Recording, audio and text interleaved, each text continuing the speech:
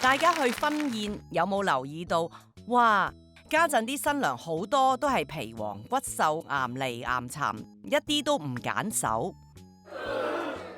其實揀老婆同其他學問都一樣，都係要自小學習嘅。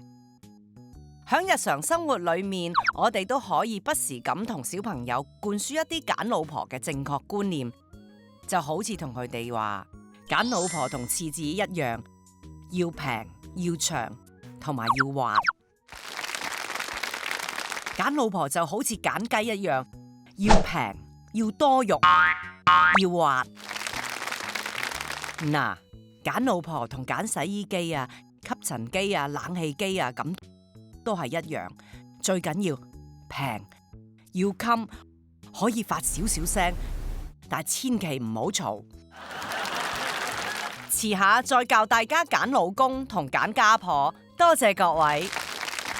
林太教咗間電視台。落雨啦，好收衫啦！呢個係麥兜同佢媽媽麥炒嘅故事，跟住笑死。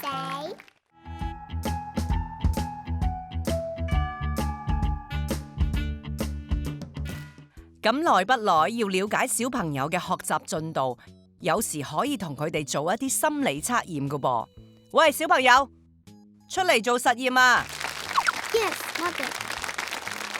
嗱，台面有一個刷、一罐茄汁豆、一支老抽同埋一個鹹肉粽。如果你要揀其中一樣做老婆，你會揀邊個？我會揀薯片，我最中意薯片。唔得，薯片又乾又鹹，仲嚼嚼聲，鬼死咁嘈，揀過。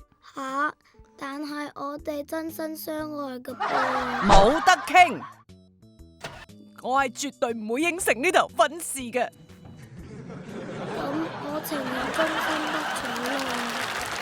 吓？不過娶老婆有次食噶噃。吓？咁啊？咁我揀鹹肉粽啦。點解啊？